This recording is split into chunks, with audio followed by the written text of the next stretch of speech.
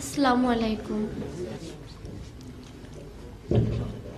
একটা ডানাকাটা পাখি যার সামনে সবুজ মাঠ থাকে, উপরে নীল আকাশ থাকে, কিন্তু সে ছটফট করে উঠতে পারে না।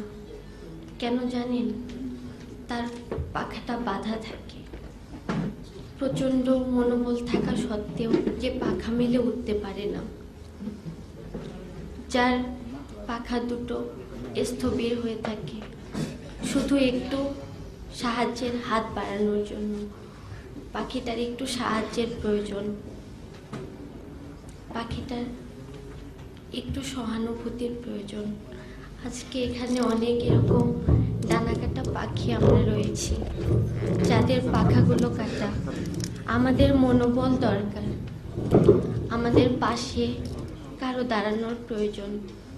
আমি আজকে অনেক আবেগ আপ্লুত। জীবনের প্রথম মেধার মূল্যায়ন পাচ্ছি। এত বড় একটা অনুষ্ঠানে আমাদেরকে সংবর্ধনা দেওয়া হচ্ছে। আমার জন্মের সময় আমি যে ঘরে জন্মেছি সেই ঘরে কেরোসিন তেল ছিল না। মেয়ে হয়ে জন্মেছি বলে আমার দাদা কেরোসিন তেল এনে দেয়নি।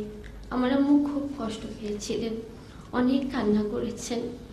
তখন আমাকে বুকে জড়িয়ে নাকি প্রত্যয় করেছিলেন আমাকে মানুষ করবেন। যদিও এত দূর আসার পেছনে আমার মায়ের আর আমার বাবার অবদান অনেক বেশি। কোনো জমি জমা ছিল না, কিছুই ছিল না। শুধুমাত্র তাদের মনোবলের উপর ভিত্তি করে এত দূর আসতে পেরেছি। ঢাকা ভার্সিটিতে চান্স পাওয়ার পরেও আমাকে চিন্তা করতে হয়েছে আমি ওখানে পড়তে পারবো কিনা। আম্মুকে বারবার বলেছি, আম্মু আমি ওখানে পড়তে পারবো তো। আরেকবার চিন্তা করেছি যে রংপুর ইউনিভার্সিটিতে ভর্তি হবো কিনা। অনেক স্বপ্ন, ঢাকা ভার্সিটিতে ভর্তি হবো। আমি যে এখানে পড়তে আসবো, ভাড়াটা পর্যন্ত জোগাড় করা।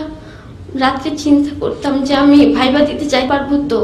একটা জিনিস আপনারা চিন্তা করতে পারেন স্যার, একটা স্টুডেন্ট যে গোল্ডেন প্লাস পেয়েছে, আরেকটি স্টুডেন্টও গোল্ডেন প্লাস পেয়েছে। একজনের টেবিলে তার মা দুধের গ্লাস হাতে নিয়ে দাঁড়িয়ে থাকে, আর আরেকজনকে টেবিলে বসে চিন্তা করতে হয় সে পরদিন সকালে কি খাবে, কি খেয়ে সে কলেজে যাবে, কি খেয়ে সে স্কুলে। একটা বাচ্চা আমি ঢাকায় এসে দেখেছি আমার এক আত্মীয়র বাসায়, তার মা তার পিছনে সারাদিন খাবারের বাটি নিয়ে দৌড়াদৌড়ি করে।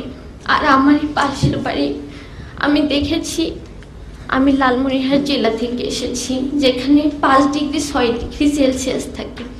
আপনারা যদি কখনো শীতের দিন সেখানে যান, দেখতে পাবেন কত প্রখর শীত, সেখানে কত প্রচন্ড শীত। এই শীতের দিন সেই বাচ্চাটা আগের দিনে ঠান্ডা ভাত মরিচ দিয়ে একটা 1.5 বছরই বাচ্চাকে তার মা খাওয়াচ্ছে। চিন্তা করতে পারেন স্যার। আর আরেকটা বাচ্চা যে খাবে না হরলিক্স, নুডলস, মিষ্টি, তার পিছনে পিছনে নিয়ে ঘোরা হচ্ছে, সে খাবে না, তাকে জোর করে খাওয়ানো হচ্ছে। এই যে বৈষম্য, এই যে গোল্ডেন প্লাস, কিভাবে মূল্যায়ন করবেন আপনারা? একজন খাবার পাচ্ছে না আর আরেকজনের পিছনে খাবার নিয়ে দৌড়াদৌড়ি করা হচ্ছে, কিভাবে মূল্যায়ন করবেন স্যার? এই যে সার্টিফিকেট, আমরা যে এত দূর আসতে পেরেছি, কিভাবে আসছি, কারা আমাদেরকে সাপোর্ট দিচ্ছে? মাথায় হাত বুলানোর মতো কেউ নেই। আজকে আমি আপনাদের অনেক মূল্যবান সময় নষ্ট করে কিছু কথা বলছি।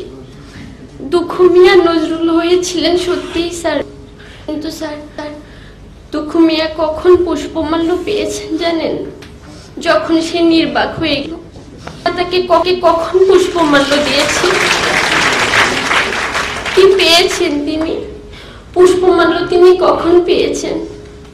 তার যখন পুষ্পমাল্য পেলে তার ভালো লাগতো, তার অনুভূতি সে জানাতে পারতো, তখন আমরা তাকে কারাগারে রেখেছি, তখন তিনি কারাবাস পেয়েছেন। আর আমরা যখন তাকে পুষ্পমাল্য দিয়েছি তখন তিনি স্থবির হয়ে গেছেন। তখন আর তিনি কিছু বলতে পারেননি, কিছু পেয়ে যাননি, কিছুই চিকিৎসা কোনো কিছুই তিনি পাননি। সেই দুঃখু মিয়া, সেই কাজী নজরুল ইসলাম।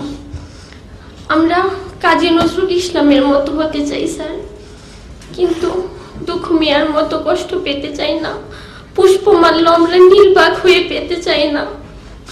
আপনারা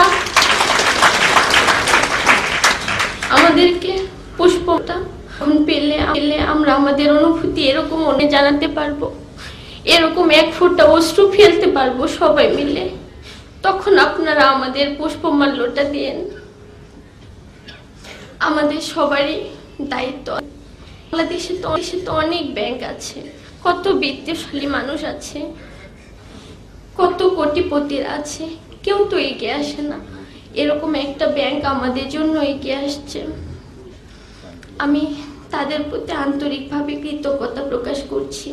তারা আমাদের পাশে এসে দাঁড়িয়েছেন, উষ্ণতারা হাত বাড়িয়ে দিয়েছেন, একটা ডানাকাটা পাখিকে আকাশে উড়বার স্বপ্ন দেখিয়েছেন।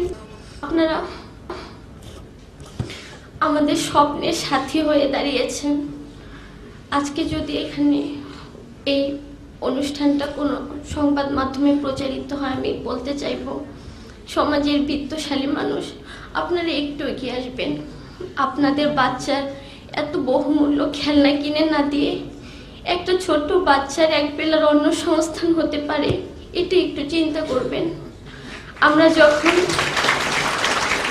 দিনের পর দিন যখন আমরা খাবারের চিন্তায় পড়াশোনাটা ফ্রেশ মাইন্ড ভাবে করতে পারি না, কিন্তু তখন আমার এই সহপাঠীকে আমি দেখেছি, কোটিপতির মেয়ে এসে আমি যখন চিন্তা করতাম কিভাবে আমি ভালো রেজাল্ট করব, কিভাবে পড়াশোনা করব, সে তখন চিন্তা করতো কোনো রকম একটা রেজাল্ট করে প্রাইভেট ইউনিভার্সিটিতে ভর্তি হয়ে যাবে। কিন্তু আমি চিন্তা করতাম যে আদৌ আমি ইউনিভার্সিটি পর্যন্ত যাইতে পারবো কিনা, আমার ইউনিভার্সিটি পর্যন্ত যাওয়ার সক্ষমতা থাকবে কিনা। কিন্তু সে চিন্তা করতো প্রাইভেট ইউনিভার্সিটিতে ভর্তি হওয়ার। এই যে বৈষম্যটা, এই যে তফাৎটা, আমরা বের হয়ে কি দেখব, কি পাবো আমরা, আমাদেরকে কে স্বপ্ন দেখাবে? আমি আবারও ইসলামী ব্যাংক কর্তৃপক্ষকে আন্তরিকভাবে ধন্যবাদ জানাচ্ছি তাদের এই মহৎ উদ্যোগের জন্য। স্যার, আমি দুঃখিত আপনাদের অনেক মূল্যবান সময় নষ্ট করছি।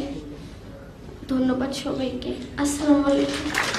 Such rare talents like Afroza are scattered far and wide of this country.